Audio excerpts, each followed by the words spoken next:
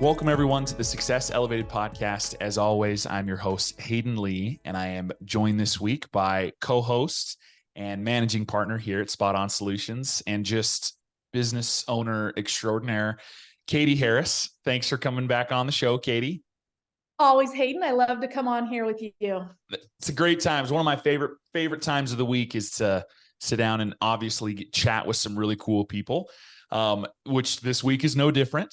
We had a little bit of technical difficulty last week, and so we weren't able to record with her then, but she's graciously rescheduled with us, come back on the show. We wanted to have her on so bad that we were like, we can't, this has got to happen. We don't care if we have to fight through internet struggles. This is going to happen. Kate Krebsbach, who is a restoration business insurance agent with the Scully Insurance Group. Kate, thanks for coming back on the show. It is so great to see you again. I'm honored. This is going to be great. We appreciate you, figuring out how to deal with our technical difficulties, and we were just talking a little bit about it before we started recording here. And we're excited to have you. There's so many cool pieces to this, and there's so many cool things I think we can talk about. But first and foremost, Katie and I would love it, Kate, if you could kind of maybe kick things off by giving us a little bit of background on who you are, talk to our audience a little bit about, who you are, how you got involved in the insurance industry, and we'll just kind of go from there. Absolutely. I am Kate Krebsbach. My maiden name is Scully, and as Hayden mentioned, that's the name of our insurance company, Scully Insurance Group, just like the X-Files. I'm just outside of Chicago. And I'm a business insurance agent. And I know sometimes, like a lot of other advisors, sometimes I get just lumped into a big old bucket of people that can maybe help us when stuff doesn't go our way.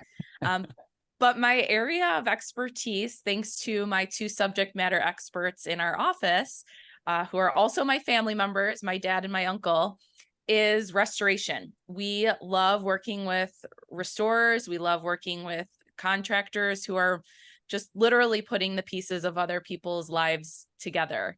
So I'm very grateful to be fourth generation in our family's business. And I work alongside, as I mentioned, my dad, my uncle, and then my cousin is also in our business. So that's just a little bit about me. I love it. That's great.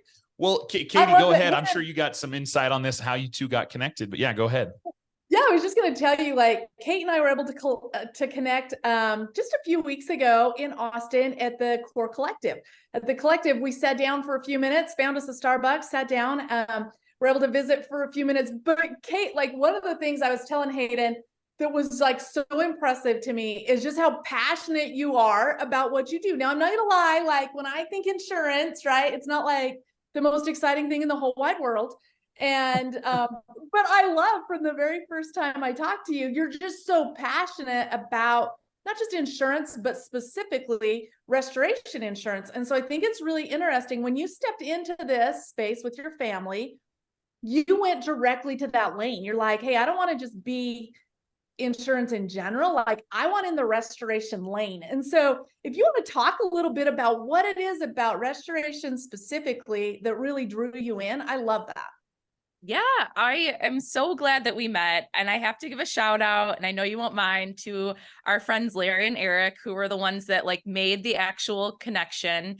And also, I'm pretty sure we have the same name as well. I think you're Catherine and I'm Kathleen. So it was meeting someone I had known for a while, reconnecting. Eric literally was texting us at the Collective, telling us where each other was. Yes, you totally have to meet. And he's like, this is where she is. This is where she is. And so, huge shout out always to my buddies over at Super Tech for being amazing and just doing everything they can in the industry to connect people and help with growth, for sure. Totally. And that theme just is woven through. I hadn't been to a conference in a while. I have a 2-year-old. So we were the family that had a COVID baby, and we just I'm finally getting back out into the world, and it's really delightful to meet people in person again. But I feel that the restoration space, there's something very intrinsic about people who are literally helping others put their lives back together.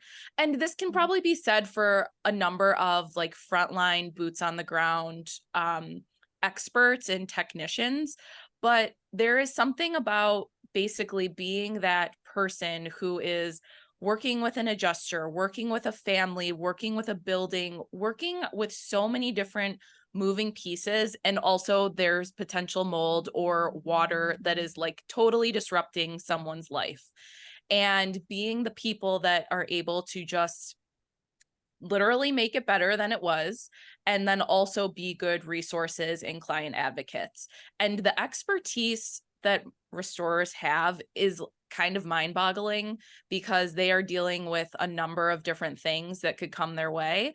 So when I was doing some inventory of just our clients and where we could add value and be helpful to business owners, private business owners across the US, I was talking to my uncle and I was like, guys, we have a decent amount of expertise, workers' comp. How do we mitigate claims? How do we make things happen quickly? And so I didn't really ask for permission, but I just kind of said, like, I'm going to run with this. My grandpa on one side started, or my great grandpa started our insurance business. But then on my other side, my grandpa on my mom's side was an electrical contractor. So I think I have some extra appreciation for people that are in the trades and that are literally helping people, especially in home services. So that's just kind of how I got into it. And then to meet people who are very communal, very helpful, they're truly dealing with, major catastrophic issues, and being the first responders has been very exciting and rewarding to see. Love it. I think you hit the nail on the head there, right there at the end when you were talking about like just the industry as a whole. I've felt this, and I've mentioned this, I feel like, on a couple of podcasts, and I've talked to Katie about this. The restoration world is fairly niche, right? I mean, there's obviously thousands of restoration companies all over the US and Canada and Mexico, everywhere.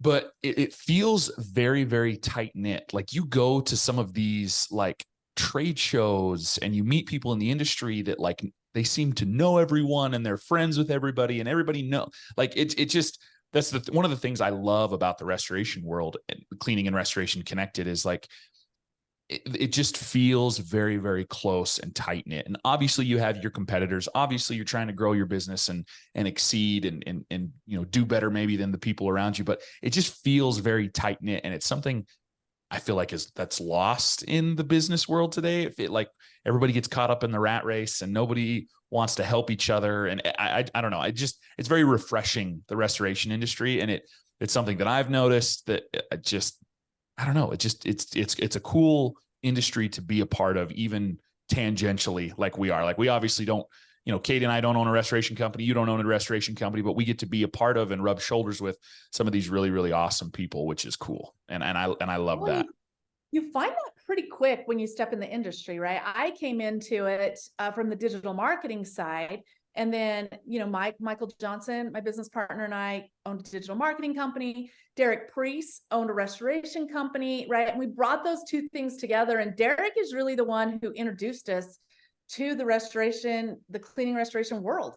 And I remember one of the very first things we did when we were starting our company, 12 years ago, is he said to us, he's like, we've got to go to the experience in Las Vegas, and I got to introduce you to people, right? And that's what we did. We like got in our car, like we had no money, right? Because we're bootstrapping this new company, and so we're trying to be as efficient as we can. And I think we all loaded into. As a matter of fact, I think at that point I still had my minivan, which I was later forced to get rid of.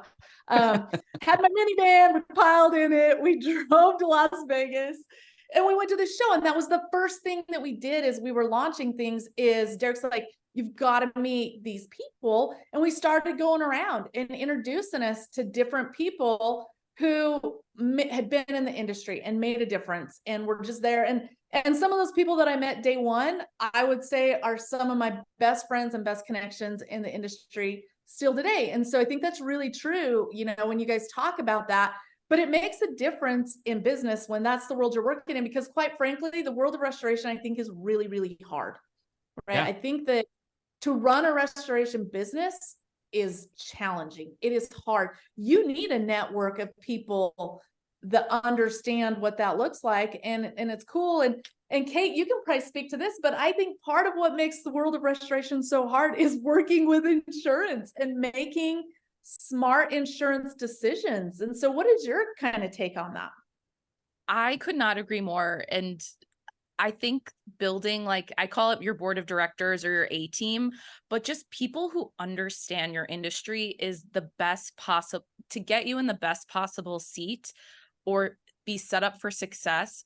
You want your advisory board to understand how challenging it is to schedule, what operations looks like, what kind of certifications and trainings you're doing, and just to like be able to speak the language. I'm not claiming to be a restorer by any means, but I think that that's such a big part of where people that I have leaned on for my own, growth and networking. That's where like I've seen the true results. And so I appreciate that there's other people, like you said, Hayden, tangentially that are associated with this industry, because it's important to know what's happening, in their shoes, even if you can be empathetic, but you don't know necessarily what it's like to actually be there as the owner. But the insurance space is an interesting one, and to say the least. And I think a lot of people view it as a necessary evil. And I was telling both of you just before we started recording that I received we do personal insurance as well. And I received 2 personal insurance requests because some of my clients had water in their basement. It rained a ton here in Chicago. So at least I had good resources to put them in touch with. And I understood just something as simple as like, do they have proper insurance for me to be comfortable for my clients to welcome them into their home, right? Yeah. Yeah. So the insurance space, I know we'll get into it in a little bit of detail, but for as much information as a restorer has, or anyone in the home services business, right, that's stepping on site in a home or a condo association, et cetera, industrial building, they usually know what they need and how to get what they need to get paid. That's incredibly important to make sure that they're staying in compliance with everything, but also they're doing good work. But sometimes they know that side of the insurance space and working with an adjuster and how do we meet in the middle. And then sometimes their own personal insurance for their business kind of goes to the wayside. It's like, it's paid. I hope that I have what I need. It seems like it's a good deal, or the price just keeps going up and I have no alternate options. And that's where I feel my goal is to educate people, just like restorers educate their clients, is to educate business owners to understand, how do we put you in the best possible light, and where is there room for better terms, better savings, or just better coverage. And just because it's a fixed cost doesn't mean it's not worth a second look. And I think sometimes that can be lost in the many things that they're juggling just in growing and running their business. I love it. And that leads right into kind of my next question, which I think is, yeah, I feel like just business owners in general, again, assume, well, I know I need to have business insurance. Let me go talk to my guy that sells my home and that sells home and auto around the corner from me. And let me just see if he can get me into a business insurance policy. And I don't think they take the time to really okay, what kind of insurance do I need? Who do I need to talk to? Who are some experts in the industry, right? Like you've kind of defined that it's valuable to work with somebody that knows your industry and that has some expertise and that can really help you. What are some unique things, and this is, I think, is applicable to outside of the restoration industry as well, but what are some unique things about business insurance that you feel like, okay, these are some things that small business owners need to know when it comes to business insurance? Like, these are some things they need to be aware of. What are there a couple things you can think of top of your head? Definitely. I can talk about the policies and I'm happy to give a quick rundown, but I think one of the biggest opportunities to empower business owners is to know that it's all about the story. And you guys are the perfect people to be talking to this about, because you're painting a picture as marketers, as experts in this space, and helping customers connect with your clients at the right time, right? So painting the picture and sharing good quality information is essentially how the insurance industry and company understands if you are a worthwhile client and if you deserve like the best price. Okay. So this is probably something that no one talks about. I might be getting a little controversial in the insurance world, but we live in a world of transparency. We know exactly when our Amazon packages are arriving, down to the stop, how many stops a client, a truck Right. is making, right? Yep. Google basically anything. And I think it's important for business owners to know basically how to set themselves up for success. So when it comes to all of the back end and behind the scenes information, my job as an insurance agent is to paint the picture for the underwriter and explain that these are the proactive and safety related tactics and activities this business is taking on.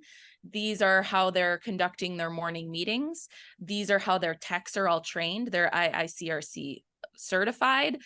They take X amount of CE credits to make sure that they're all in compliance, either meeting or exceeding. They all have OSHA regulations, etc. This is information that probably a small amount of underwriters are even privy to.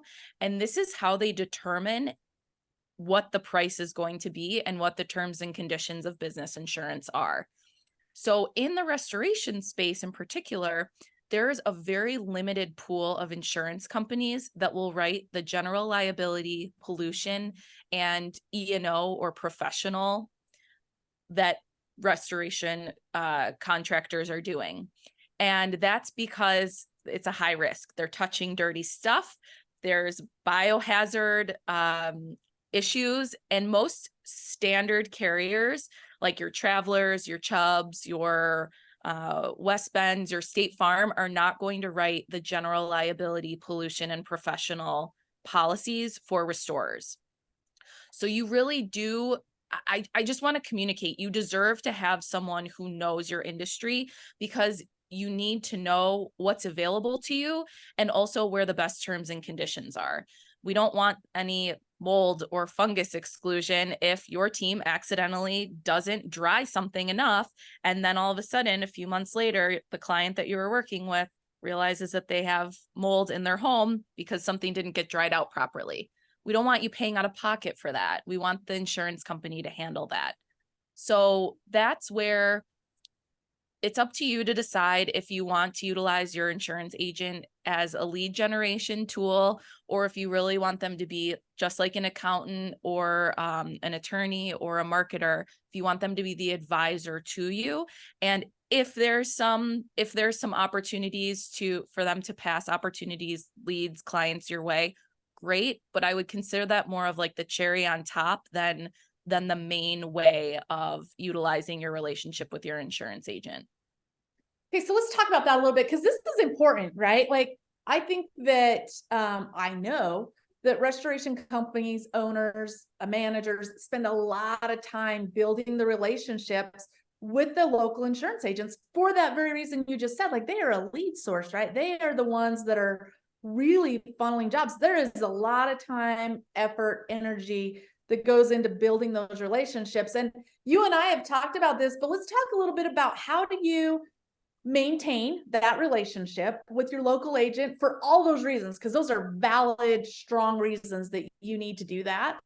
Still put the best A team together for your business, right? Make sure your coverage is there. How would a restoration company go about keeping that relationship, but also saying, hey, I need somebody that specializes in restoration business insurance and not damage the local insurance agent relationship? Does that make sense? Yeah. It makes total sense. And I think it's a balancing act, like many things are. What I would say is, if you're a restoration contractor, and you want to make sure that you're connecting with and touching as many referral partners as possible. Communicate how wonderful of a job you're going to do and maybe what sets you apart from, someone down the street. And I think that reaching out to agents is like, should very well be part of like one tool in your toolkit. Like that should absolutely be, it is a lead generation source.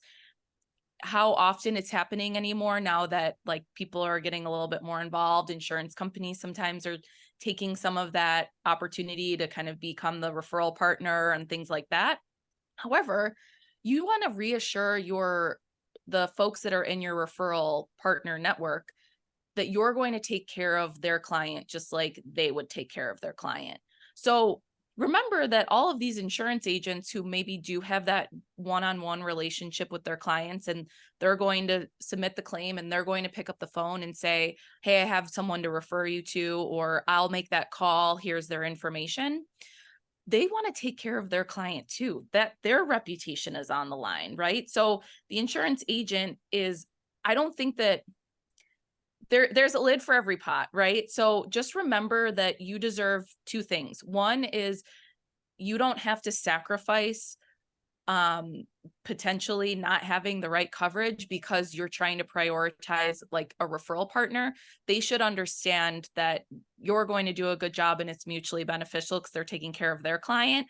But you also deserve someone who's going to point you in the right direction, especially when it comes to things that could really disturb and distract your business from growing.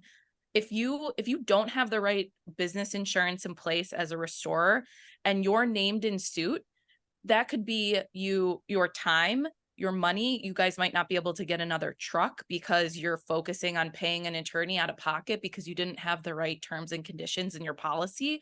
Like that's just stuff that it can all be prevented. And that's where I feel so strongly about having someone who's going to be an advocate for you and just has a pulse on the industry.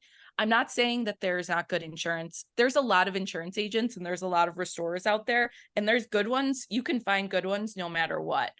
But having someone who has a pulse on the industry is so important because they're going to be able to help you in the event an insurance company decides that they're no longer writing restorers. And now where do we go? How do we get to a point where we're not going into cancellation status?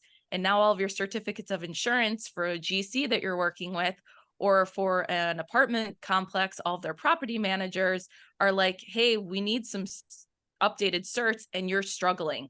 That's just something that you don't need to add to your list as an owner. So that's where I feel so strongly about it. But there's no problem. Like I chose this industry. People are my clients are constantly talking to my competition, but I can't insure everyone. Like there's room for enough business to go around, but I just want people to feel empowered and know how an agent is able to paint that picture for the underwriter. Like you need someone who's advocating for you. And I just feel so strongly about that. Well, and to your, to further that point, right? Like there are situations where like you have to go with either another agent or another provider because the current provider that you have does not offer the insurance that you need. Right. So like there should be no hard feelings if like the provider that you have doesn't offer mold coverage, like to your, to what you were saying earlier, like you have to go it's in order for you to operate your business, you have to go somewhere else. And yeah, I feel like if an insurance agent is worth anything, is a good person, they should totally understand that you have to make a decision that's in the interest of your company. I don't own a small business, so this is a completely it's somewhat related, but I'll just to highlight this. Like I have a couple of uncles that are insurance agents. They're independent. They don't sell for a specific company.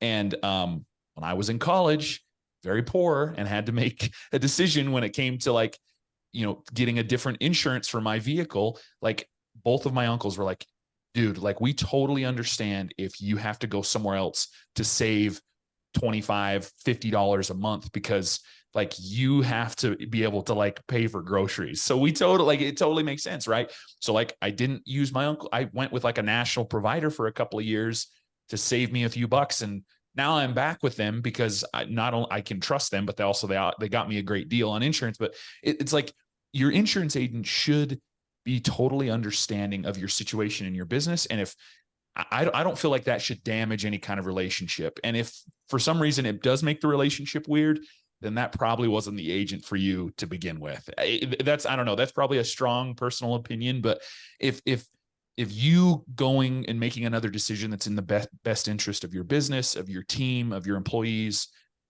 and that agent doesn't like that, then maybe they're not the agent for you. I don't know. That might be a little strong, but that's, Well, I just, know, yeah. I know for me as a business owner, right? I always say I'm like a total accidental entrepreneur. I did not ever plan to own a business, let alone more than one business, right? And so when I stepped into it, there's just so much I didn't know. Like there's still so much I don't know. And that I think is one of the things that keeps us as entrepreneurs up at night is I don't know what I don't know, right? Yeah. And you don't know if you're getting a good deal or not, right? Like you don't know. I just don't know what I don't know. Sometimes I don't even know what questions to ask. And the last thing you want to do is learn the hard way, right? And so I think I love that you step into this space, Kate, with this real passion for advocacy. And when you said the word advocate right there, that's what I was thinking is I've never thought about business insurance, that person being my advocate to make sure, hey, do you understand what's out there? Do you understand what you need to have? Have you ever thought about this? Because chances are, as an entrepreneur, no, I've never thought about that. I didn't know that was a thing. And so I just love the idea as entrepreneurs, right? That we look for people that we do business with that have that mindset, that two words, that advocacy mindset and that abundance mindset. You also mentioned that, like, there's enough work out there for everybody. I love this abundancy mindset and this advocacy mindset, right? Those are the people I want in my corner because those are the people who are going to be like, hey, I know my space and I know those things you don't know. Let me tell you. Yes. Or even when someone says, and I think this is really what makes me trust them even more, is when someone who maybe was your advocate, an advisor, it could be an attorney, accountant, like anyone that you're just extending as part of your team and using their expertise for. My favorite thing is when someone says that is not in my wheelhouse, but I have someone for you. I think we all hopefully are not trying to boil the ocean and to be everything to everyone, because being a jack of all trades is just terribly overwhelming to me. So I stay in my lane. I have great people who are experts in benefits. I have great people that can put together a 401k. I am not going to be everything to everyone, but the little like caveat is that restoration owners, contractors, they know a little bit more than the average person about insurance. So sometimes you think that you know everything because of what you're exposed to or what your adjuster relationship looks like, but you don't also know what else is out there beyond just who is, who you're doing the work for, who the insured decided to go with. So Hayden, I promised that I would like touch a little bit on some policies, and I'm just going to list them out because of course. I want people to know where, like, I call it kind of like a 3-piece suit. So it's like your general liability, your professional liability, which is errors and omissions. Like we would call it malpractice if you're a doctor or something. And then your pollution. Those are available in one beautiful policy that provides like very, very broad coverage. The auto, the workers' comp, your property, if you own the building, if you have property in transit, all your DHUs, all of your equipment, all of that can be found in like the standard market. So your Travelers, your Chubbs, your West Bend, your Secura, like your State Farm, all of those can be secured through a standard insurance company. but anything where there's bodily injury or property damage, or that touches something that gets a little bit gross or high risk, is going to be in a place where you need to access that through an experienced agent. So it's up to you if you also want to just kind of like divvy everything out, if that makes you, if you feel like your relationships will be strong because one agent has your auto, one has your work comp, one has your property. That's possible. You may not be getting like the best rate, but if that's important to you, that's very much available. But the stuff that is going to keep you up at night because it's the, oh, is this okay? Or do I have proper protection if my team makes a mistake on site, or they damage something that is really expensive? Like, am I going to be paying out of pocket and I'm not going to be able to give my team bonuses? Or am I able to like put that worry to rest and just go down the list of other things I'm worrying about? So that's where I would like to empower people to make sure that like what good looks like is someone's being transparent with you. They're giving you multiple options for the insurance companies that they have access to, and they're telling you where, like, what the rate is. One of the easiest ways to have like an apples to apples comparison is to know what the rate is. And usually that's the amount of coverage and the amount of premium that you're paying. And that's how we get to it. Just like if you're going to the grocery store, you're standing in front of the 30 options of peanut butter and you're looking at what the cost is per ounce. That's the same thing. And so at the very least, you can know, I want people to be able to make good decisions with the information they have. So if you don't have that information, you should ask for it. And I'm encouraging you to do that. Yeah. I love the example that you gave there of like,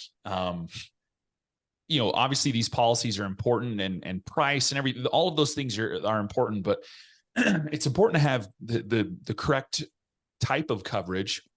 So if there is an incident where somebody damages something or something like that happens, that you're taken care of. And if you don't have an expert, you don't have an advisor that can make sure your policy covers those things, you could have yourself in a bad situation. You mentioned it at the beginning. We obviously have some mutual friends with Eric and Larry over at Super Tech U. I believe, I don't know if this is for when they own their restoration company, or maybe this is one of their clients that they told this story, but they told me a story once where they got a call from from a customer. They were over there doing some repairs or something in their garage. There was some water damage. And they had a couch in the garage that I don't know if they had maybe moved it out of the living room or something, but the couch was in the garage. Well, they had to move some things around to get to the water damage.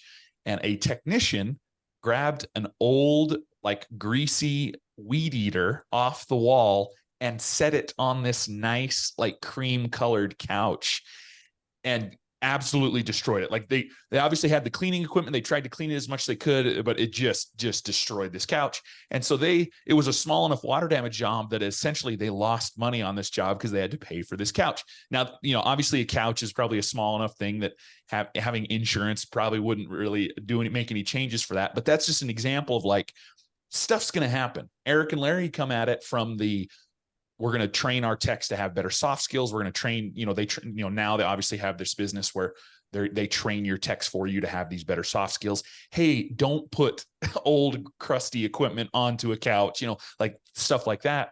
But it's important to have this insurance coverage that can also, there's going to be mistakes, like accidents are going to happen. And so if you're not properly covered, you're going to be footing the bill for something that you weren't expecting. Correct. People are the most imperfect product. Like, yeah. I do believe we try, but we're all dealing with distractions and, I'll just put that there for a second and pick it right back up. Stuff happens and accidents happen. Right. And actually, and I don't think they'll mind saying, but I remember Larry, when I was talking to him, he was like, the most scared or the most fearful part of my day was when we lined all of the trucks up, we had our morning meeting, and then everyone drove away. And he was like, I have very little control aside from the training that we had given our team of what's happening on site, and my name, like, it's my name on there. And so in today's very litigious society where anyone can get sued for anything.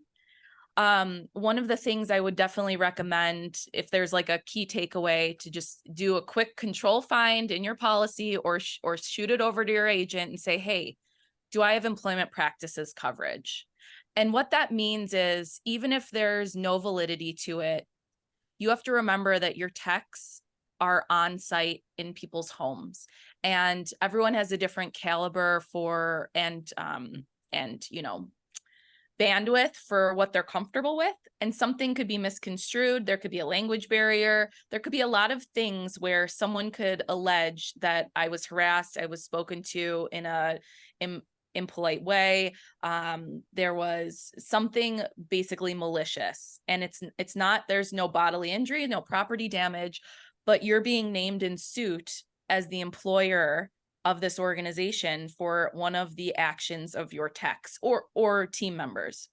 So having someone to defend you from this very start is going to be a way that you can alleviate any of that concern, and to make sure that the legacy of your company is continuing on in a successful manner. It's not saying that, yes, this is okay, we have no problem with, harassment if there's legitimacy to it, but it's not hiring an attorney out of pocket. It's letting your insurance dollar pay for an expert to defend you, even if there's nothing valid at the end and it goes to court. You just have to think about, how am I spending my time and my dollars, and where do I have expertise and resources available? And this is all part of your insurance dollar. So that's one of the things I would just send it to your insurance person and say, do I have EPLI, employment practices liability insurance? Okay, that's what I was just going to ask you. I was going to say, hey, that's a great takeaway. Say that again. If somebody's going to walk out of this and be like, okay, like I got insurance on the brain now, I'm going to go make sure my coverage is where it needs to be. Tell me the couple things that they can jot down, like on the back of a receipt in their truck right now, to go out and ask about. Yep. You could do voice to text, so long as you're not driving.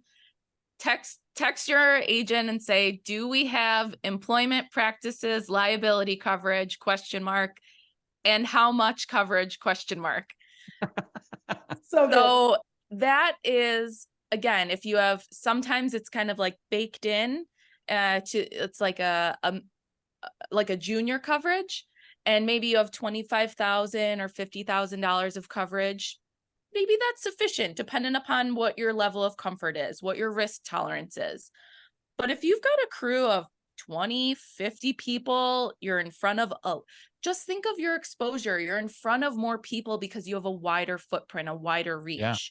So or if you're doing a lot of commercial work, right? Yeah. Exactly. Yeah. Exactly. And so even, so this is also protecting, there's two parts to this. And this is where, again, you don't have to be the one that knows everything. You don't have to go like read up on employment practices, but you do want someone to be able to explain it to you, to know what you have, so you know if there's a gap or if you need to supplement. So one is say you have, say there's someone that sues you, an employee or a former employee that sues you for harassment, internal. That's called first party coverage.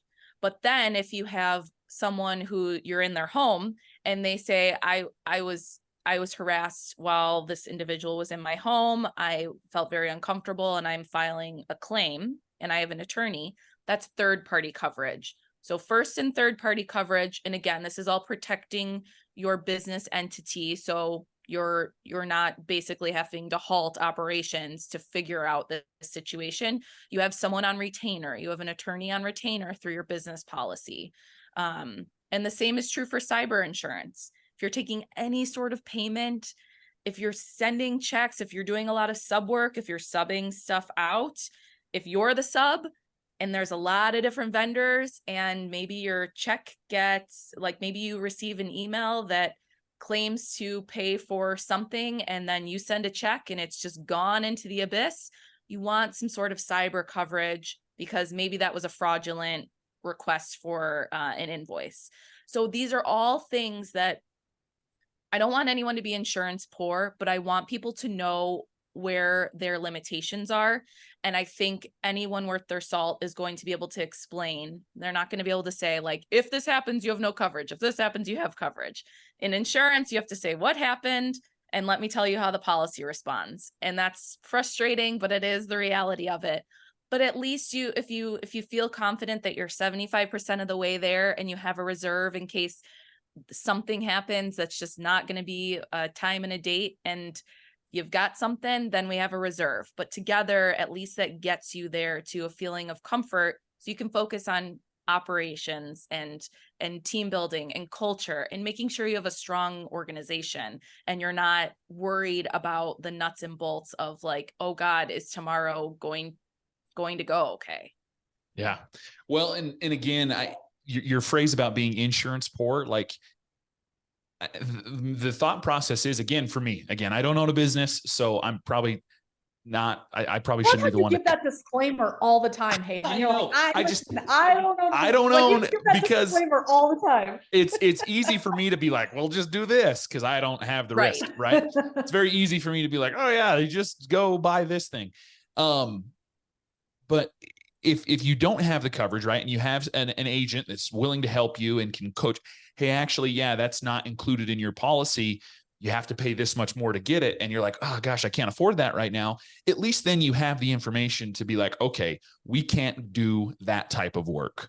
Or if I send my employees to this place, they've got to have this much supervision or what. It allows you to make better decisions as a business owner because you know where you're covered and where you can make where you know, I can't take that risk. I can't take on that job because I don't have the mold coverage, or I don't have whatever it is, right? So it allows you to make better decisions if you have an advocate, an advisor that can explain your policy, that you understand these things. So yeah, if you can't maybe afford all of the coverages that are necessary to do all this different types of work, at least then you have the information, the ammo to be like, okay, if somebody calls in with this type of job, I'm not going to worry about it. I'm going to tell them, sorry, we can't help you, or I'm going to refer it down the road to a friend that might be a competitor, but maybe then they'll send me some business back the other way, you know? So exactly. And on the flip side, if you're thinking kind of like Larry and Eric, you know, they started as carpet cleaning and then moved into restoration, just communicate that. Just raise your hand and say, hey, we're starting to get into maybe a new type of operations.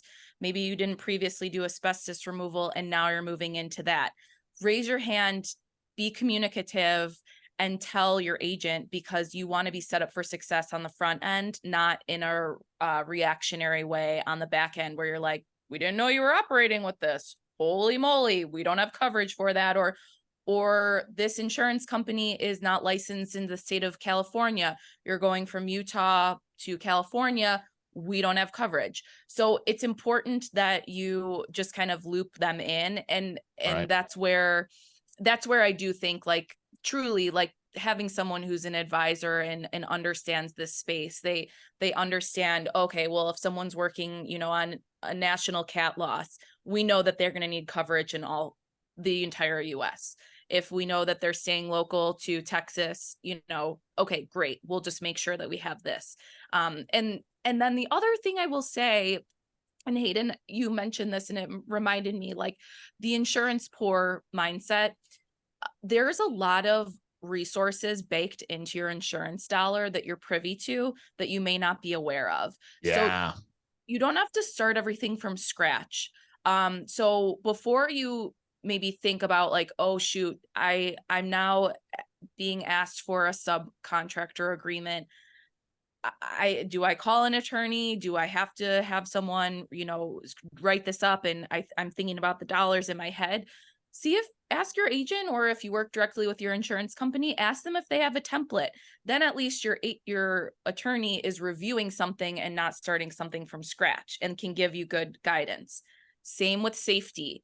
There are tons of toolbox talks, tons of ladder safety, tons of PPE safety. Like, most insurance companies have a risk manager on staff that you can have them come through and say, I want you to come to 2 jobs and I want you to give me a full report on what we can be doing better. Because if OSHA gets wind of something, or you just have someone show up on a job site, you'd really rather be prepared and know where your weaknesses are than have to have that reactionary situation that can probably cost you time and dollars, right? So you raise your hand, ask what else is available. Someone I know who is actually in banking, she was like, your banker should be able to give you X, Y, and Z. So I feel that way about like all people who are experts in their area. What else am I not asking for that you can provide that will make me more successful and will make me a better client? Like, what does good look like? Yeah. What does good look like? I love that. Yeah. Very cool.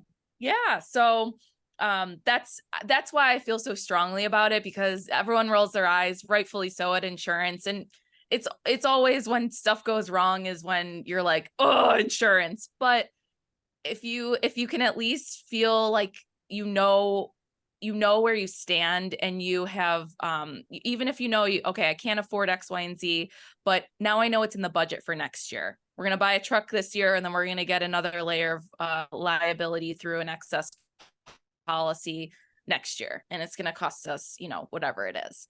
So then you should at least know that you've got someone advocating on your behalf.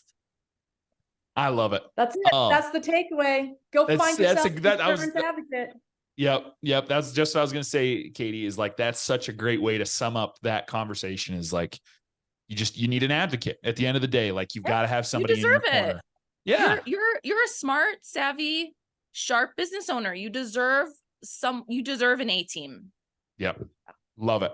Okay. Kate, obviously there's a few questions I want to ask you to kind of wrap up here, but before we ask those, kind of rapid fire questions that we ask all of our guests, I want to give you the opportunity. Do you want people to follow you, connect with you? Obviously, anybody in the Illinois area needs to come work with, in the Chicago area needs to come work with you insurance wise. But if you're not in Illinois, should people connect with you? Can they reach out to you on LinkedIn if they have questions or want an advocate? What can people do to reach out to you? Thank you. That's so kind. So yeah, I'm able to insure business owners across the US. Awesome. So Illinois, let me know if you're ever in Chicago, first of all. I already told Katie, I'm like, you better let me know when you're coming. Hayden, the same. I'm coming to Chicago just to hang out with you. Yeah. Come on over. Deal. Let's go to a Cubs game. Let's come hang out. Okay. Or are you White Sox? Are you Cubs or White Sox? I am a White Sox fan, but I will go to a Cubs game because it's a lovely experience. I love it. Okay, deal. Will you root for the Cubs with me? That is the question, Kate. I am married to a St. Louis Cardinals fan, so oh, that's tough. That's a tough call. Yeah. I would maybe wear like a blue shirt, but I don't own anything Cubs. But that's all right. You know what? I'll just you'll eat pizza with me in Chicago, though. Heck right? Yeah, I will. Yeah, the hot dogs are good in both places. There you go. Love it. But yes, my Instagram is resto, resto.resources. You can find me on LinkedIn, Kate Scully Krebsbach. Just even if you type in Kate Scully, it'll pop up. LinkedIn, our website is scullyinsuranceGroup.com, restorationinsuranceresources.com. I have everything is like all of my profiles have all of my contact info. So please reach out. There are no such thing as silly questions. And anyone that is maybe just feeling like, shoot, I just don't know if I'm in the right spot. I just want them to feel good about where they are. Whether that's because I can help direct them or guide them, or we do an analysis and we realize you are in a good spot. So good job. And as my dad says, send your agent flowers.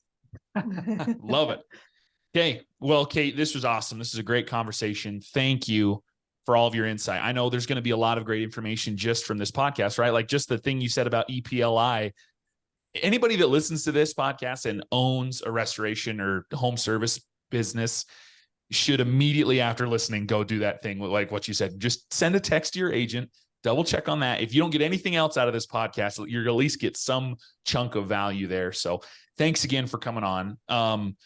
I do want to wrap up with the same questions we ask all of our guests.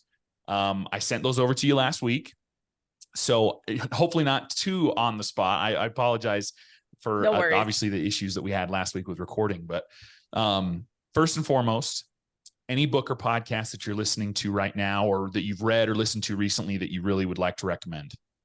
Burn the Boats by Matt Higgins. He's a shark. And he also just made me feel better about going all in on restoration.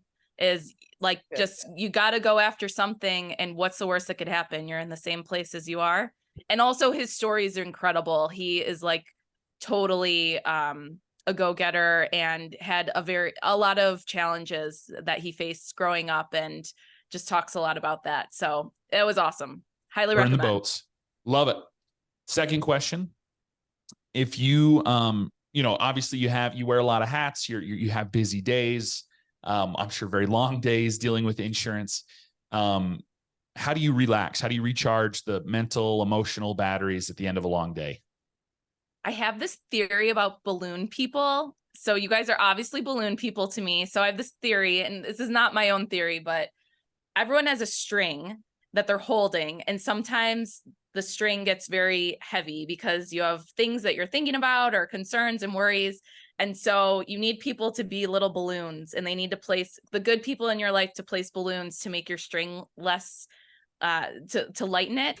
And so I get energy from hanging out with fellow balloon people, but then I also have a 2.5-year-old who just is comedy central. So she also brightens my day when she's not throwing like a strong toddler tantrum. That's awesome. Even then you're proud of her. You're like, that's a good one. I mean, I'm like, I get why you're frustrated. I said, no, you couldn't watch Frozen for a 4th time. So I understand, but I can't handle anymore. So. Oh, that's great. I love it. The balloon thing is not, that's the first time I've heard that analogy. That's an awesome analogy. So I love that. Cut out the paperweights and add the balloons. Add the balloons. Great. Last question. If you could rewind to the beginning of your career, whether it's your beginning of your career in insurance, or if you want to go to a different point in your life, if you could rewind to the beginning of it all and tell younger Kate one thing, what would that one thing be?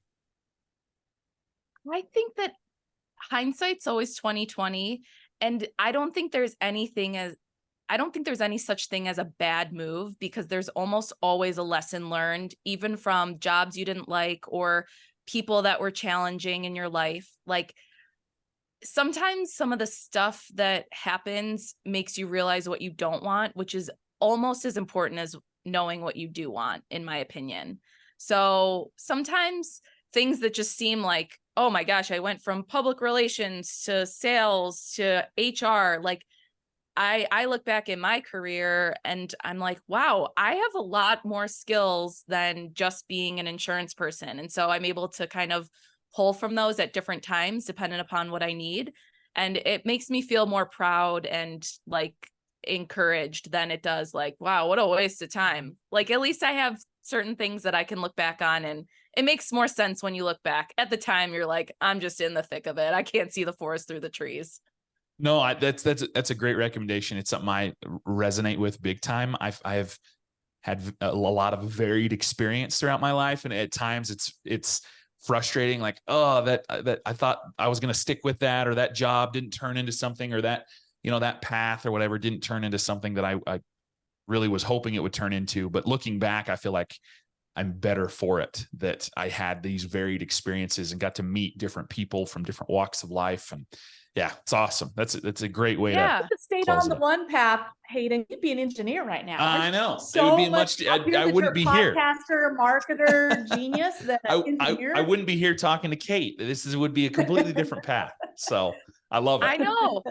I feel like the silver lining of COVID, there's hopefully many, and one was having my daughter, but also, like, if not for meeting someone in person, like, I feel like we all embrace technology in a little bit more of a capacity. Like, unless I hadn't, sat next to either of you on a plane, like, we got connected in a pretty crazy way. So I am grateful for that. And so at least I think there's like an embracing of technology, and not being so, hopefully, close-minded, or maybe just in growth mode, where we can say, hey, let's look outside of our immediate circle. Like, how can we expand our network? It's awesome. Love it. Kate, thanks again for coming on. This was amazing. Thanks for having me. Thanks for connecting with Katie and obviously with Eric and Larry. We appreciate you reaching out to us. And this was an awesome show. I know there's going to be a ton of value for our audience and for, future listeners as we talk more about, owning a restoration business or a home service business in today's day and age. So again, thanks for coming on. We hope to have you on again in the future. Maybe we talk about something else or go in depth into some of these other things, but just really, really appreciate you coming on, and thanks again.